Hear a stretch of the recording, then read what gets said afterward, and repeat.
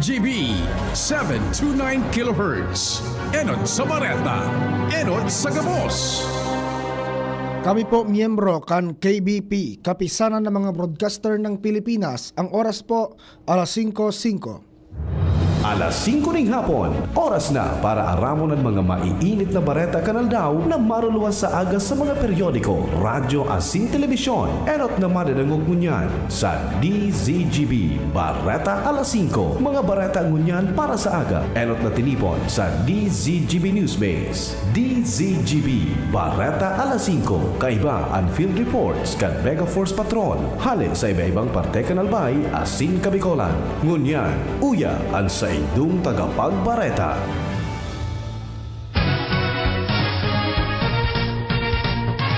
Maray na hapon mga tugang, aldawnin Sabado. Ini po ang Bareta alas 5.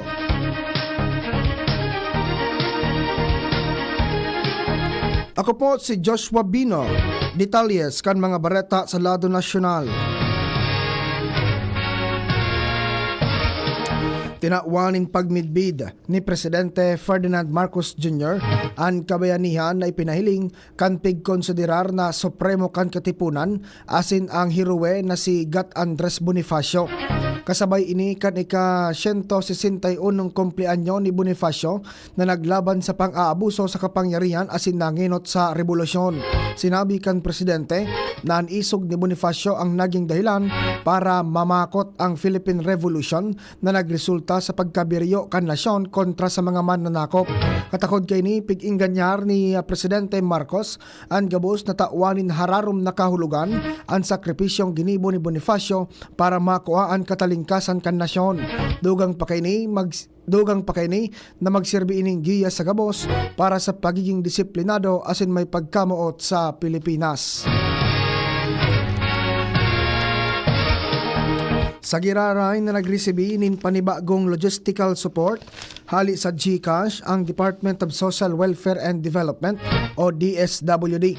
Ang suportang ipinabot kan GCash iyo ang dakulang tabang para maidara ang nasa 5,000 o para maidara ang nasa 5,100 na kahon nin family food packs sa mga tinamaan kan bagyo. Sigun kay DSWD Assistant Secretary Irene Dumlao, ang tulong 10-wheeler trucks hali sa GCash ang nag-abot sa National Resource Operations Center duman sa Pasay City asin dinara ang family food packs sa Bicol Region. Sigun sa iya, Bicol-bound trucks ang ikaduwang batch kan logistical support hali sa GCash enot na naghatod nin food packs sa Cagayan Valley kan Nobyembre 20. Piglalauman kan ahensya ang pag-abot kan dugang pa na 12 delivery trucks na ipinasubli kan GCash. Sinabi pa ni Dumlao, apwera sa logistical support, nagpadaranin mga empleyado ang Globe para magtabang sa nagpapadagos na repacking activities sa National Resource Operations Center. Mientras tanto mga tugang sa iba pang detalye kan mga bareta, inanunsyo kan Social Security System o SSS ang schedule para sa nakatalaan na distribution kan 13th month pay para sa mga pensioner kay Sigun sa SSS, sabay na mariresibi kan mga pensioner ang sa indang 13th month pay na katumbas nin sarong bulan na pensyon asin sa indang pensyon para sa bulan nin Disyembre. Sa December 1, piglalauman ang 13th month kan mga SSS pensioner na nagre-resibi nin pensyon poon petsa 1 sagkud 15, mantang sa Disyembre 4 naman malaog ang mga may 16 sagkud 31 contingency date. Para naman sa pensioners na nag-avail kan advance 18 months, ini ang mariresibi sa December, mantang sa December 16 naman ang para sa natipo na pension dahil sa non-compliance sa Annual Confirmation of Pensioners o pigapod na ACOP.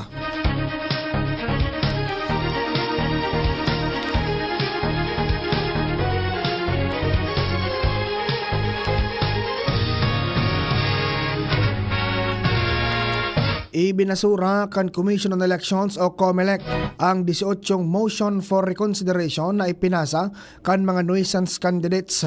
Sigun kay COMELEC Chairman George Erwin Garcia, nasa 21 na mga senatorial aspirants ang nagsumitir nin motion for reconsideration sa COMELEC NBank. Sa presente, 18 pa sana ang day inako asin ang tulo na motion day papigpapalawas kan komisyon. Kaibahan sa mga nuisance candidates na naibasura kan poll body sinda Francis Leo Marcos,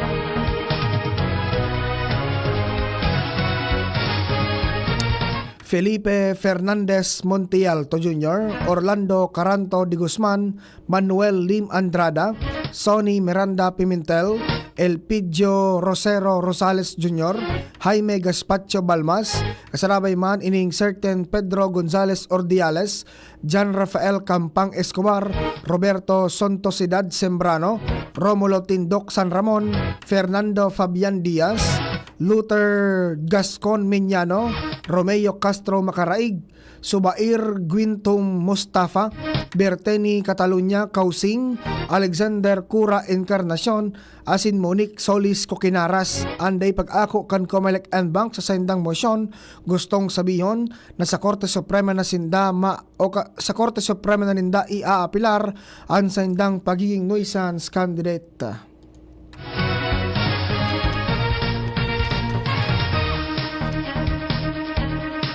Mientras tanto, mga tugang siniguro ni Commission on Elections o COMELEC Chairman George Erwin Garcia na maninimbag sa komisyon ang opisyal kan mga barangay na imbuelto sa biglang pagdakol kan registered as in transferred voters sa mga lugar kan Cagayan de Oro as in Makati City. Dagdag pa niya, kay puwan natapuson ang siring nagawi mantang wara manin sala sa pagpapaluwas nin mga barangay certificates dahil inian sa indang trabaho alagad kun pigibon ninda ini para sa pansaliring rason dahil dapat initugutan. Katakod kay ni mapalawas naman ang Law Department nin Sabina para hagadan ng eksplanasyon ang mga opisyal kan mga barangay sa maabot na Lunes, Desyembre 2. Siniguro ni COMELEC Chairman George Erwin Garcia na tututukan ini kan komisyon asin papanimbagon ang imbueltong opisyal. Matatandaan na naglobo sa 56,586 ang mga nag-reactivate, nag-transfer asin bagong na-register na mga botante hali sa Makati City. Mientras na sa Cagayan de Oro, uminabot sa 8,218 ang mga bagong botante. Ang gabos na mga kaso ang may koneksyon sa dakol na mga itanaong mga barangay certificates bilang patunay kan identity, kaya naman saro sa rekomendasyon kan komisyon hali una ang barangay certificates bilang patunay sa pagkatawo kan mga botante.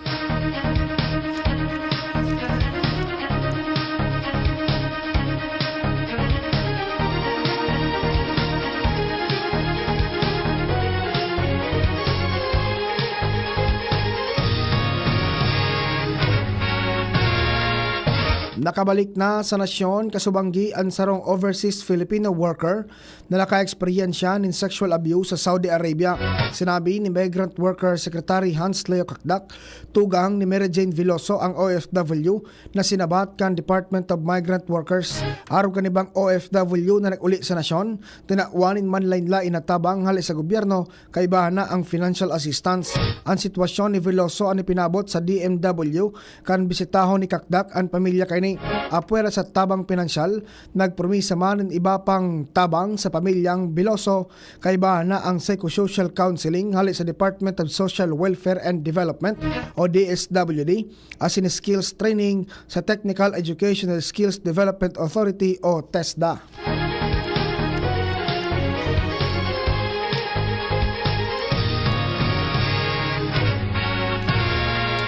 Mientras tanto, pinaboran ni Senate President Pro Tempore Jinggoy Estrada anday pagpadagos kan impeachment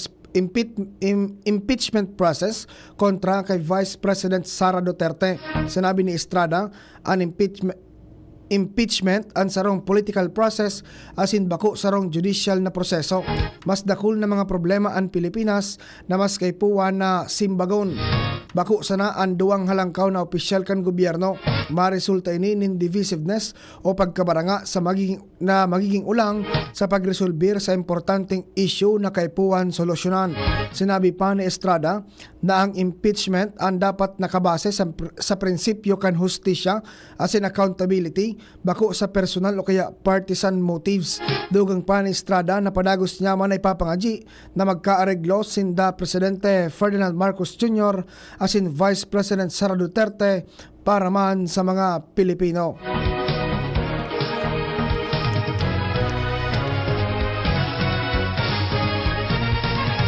Mientras tanto, sinabi ni Armed Forces of the Philippines o AFP Chief of Staff General Romeo Browner Jr.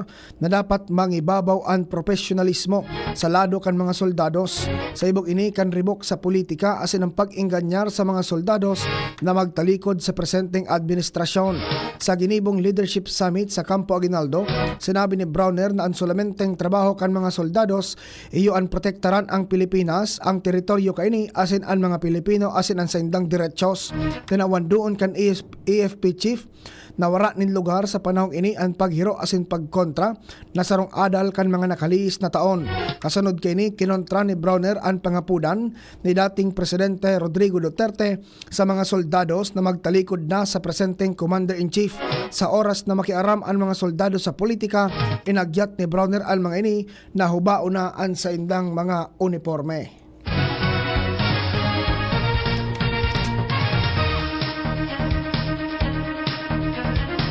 Nakikidumamay ang Senado sa pagkagadahan ni dating Senador Santanina Tilia Rasul sa edad na 94. Naka-half-mast puon pa kasuhapon ang bandera kan Senado bilang pagpapailing kan pakidumamay asin pagmundo sa pamilya kan dating senador. Sigon kay Senate President Chis Escudero, si Rasul ansaro sa mga pioneer asin solong babaeng Muslim na nagserbi sa Senado. Si Rasul ang nagbukas sa mga kababaihan sa Senado na naging ehemplo para sa mga future generation na mga babaeng legislador. Mantinidong makusog sa ngunyan ang mga ley na ipinagtalaan kan dating senadora aron kan pagselebrar sa National Women's Day kada Marso 8 asin ang Women in Development and Nation Building Act na nagtaon in dalan para makalaog ang mga kababaihan sa Philippine Military Academy.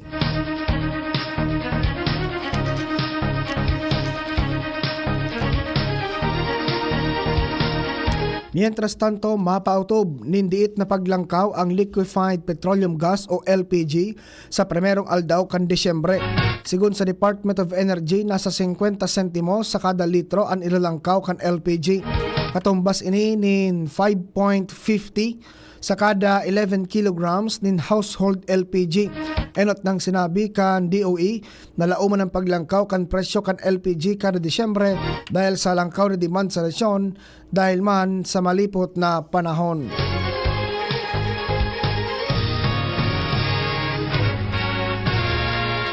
Mientras tanto, sa iba pang mga bareta na irehistro kan Philippine Statistics Authority o PSA ang diit na pagbaba sa gastos sa produksyon in paroy sa nasyon para sa taong 2023. Sa datos kan PSA, uminabot sa 13.38 kada kilo ang average na production cost kan paroy kan 2023 na mas hababa kumpara sa 14.98 per kilogram kan 2022. Sa mga rehiyon sa nasyon, sa Central Luzon na irehistro ang pinakahababang production cost na maabot sa 11.60 kada kilo, mantang ang pinakalangkaw naman sa Central Visayas nasa 18.70 pesos per kilogram. Katakod kay ni, maabot man sa 58,814 pesos kada hektarya ang gastos sa produksyon kan paroy sa nasyon kan taong 2023, mantang ang average na income halis sa produksyon kan paroy kan 2023 iyo ang 27,033 pesos kada hektarya kung sa pinakalangkaw na nairehistro sa Central Luzon, mantang pinakababa sa Northern Mindanao.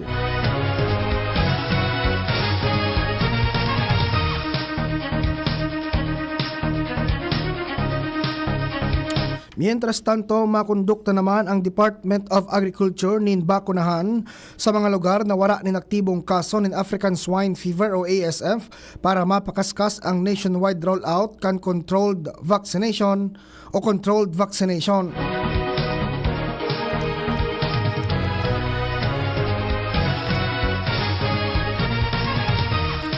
Sa kusog ini kan Administrative Order number 13 kung saan babakunahan naman ang mga red zone o lugar na 40 aldaw nang wara nin nairehistrong ASF asin pink zone na warang ASF alagad kataning kan lugar na infected. Sigun sa DA, partikular na babakunahan digdi ang mga grower na urig na apat ng simana pay taas asin may marhay na salud. Obheto kay ning mainganyar ang mas dakol na farm na magsabay sa controlled vaccination kan gobyerno. Importante na atab na maaraman ang ang vaccine efficacy asin sa proseso kan pag-aprobar kan commercialization kan bakuna. Apwera kini magiging pasil ang requirements para sa mga farm na gustong magsabay sa vaccination program.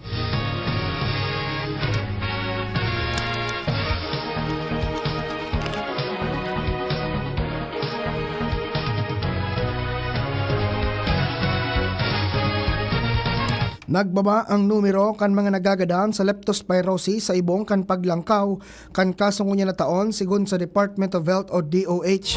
Sigon sa Health Department na irehistro ang 7,234 na kaso ng leptospirosis sagkod Nobyembre 23, 2024. 19% na mas halangkaw kumpara sa parehong panahon kan 2023. Mas mababa ang case fatality rate ngunya na nasa 9.12% kumpara sa 10.83% kan 2023. Inumaw kan DOH ang mas atab na konsultasyon asin tamang paggamit kan prophylaxis bilang dahilan kan pagbaba kan mga nagaganahan. Sa giraray na ipinaramdom kan ahensya ang pirming paghugas ni na kamot asin lawas gamit ang sabon asin tubig matapos ang exposure sa baha para maibiteran ang infeksyon. Mientras napigbabasihan man kan DOH ang respiratory illnesses aro kan influenza-like illnesses ngunya na amihan. Nairehistro ang 161,555 na kaso kan influenza-like illnesses ngunya na taon, 18% mas baba kumpara sa parehong panahon kan 2023.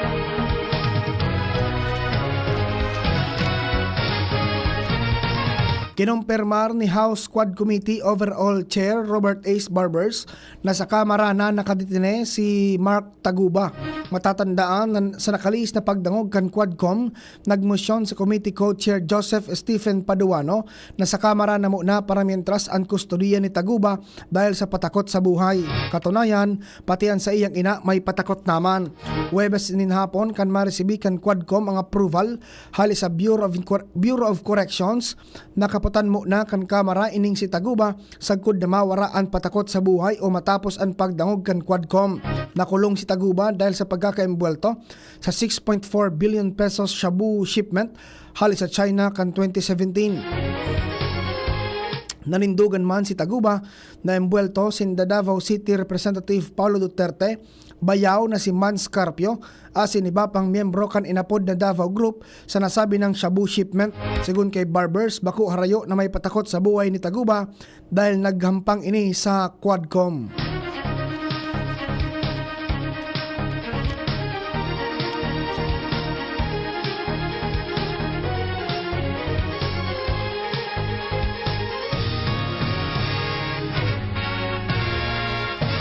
Suportado kan Commission on Human Rights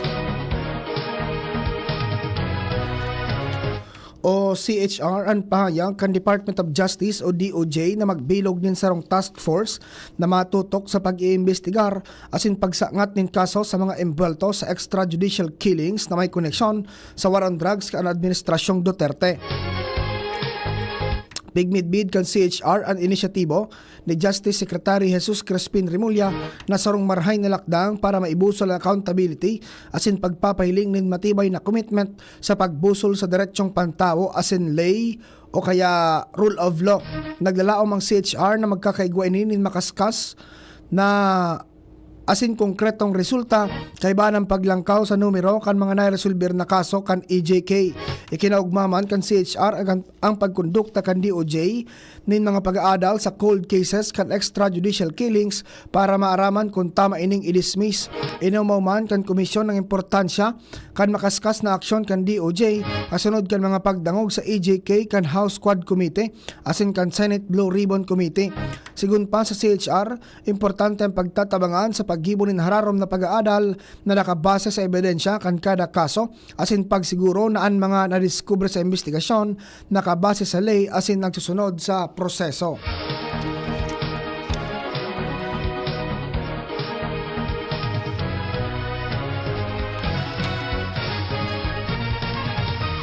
Personal na pigresibi ni Philippine National Police o PNP Chief Police General Romel Francisco Marbil ang nasa 11 million pesos kantidad nin bagong ekipahes hali sa PNP Foundation Incorporated. Pinanginutan ni PNP Foundation Incorporated President asin dating Senador Panfilo Lacson ang turnover kan mga bagong desktop computer, printer, CCTV system asin iba pa. Kaibahan sa itanaong donasyon ang mga bulletproof vest na magagamit sa mga operasyon kan pulisya. Sigun kay Marbil, sa paagi kay ini, mapapakusog palalo kan PNP an sa indang operatiba.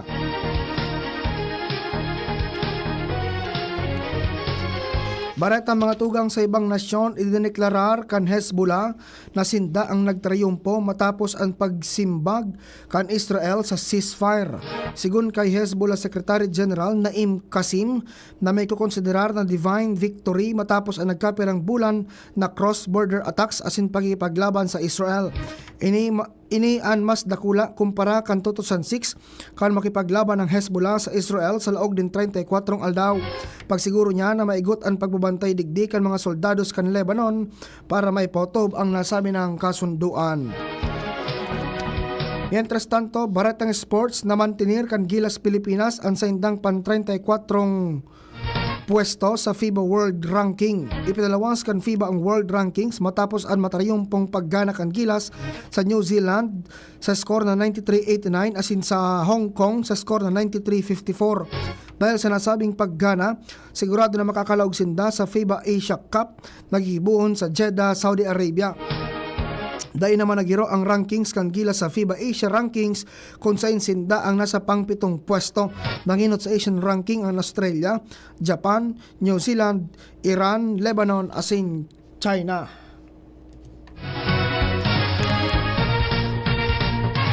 Mga tugang iyan po ang detalyes kan mga barata ngunyan para sa aga. Mga bareta pong maruluwa sa mga dyaryo nasyonal. Alagad enot ng nadangog sa Radyo DZGB. Ini po ang bareta alas 5. Si Ronald Baldong kay Banta sa Technical Department, sa IT, Facebook, YouTube si Jerome Martinez, sa production si Shara May Leron. Sa pangaran po kan mga nagsurat kan mga bareta, News Director Mar de la Cruz, katawang si Jenny Balaran asin Angel Mustaza. Ako po ang sindong tagapagbareta, Joshua Bino. Salamat po kan sa indong pag-antabay. Nagtatabang na po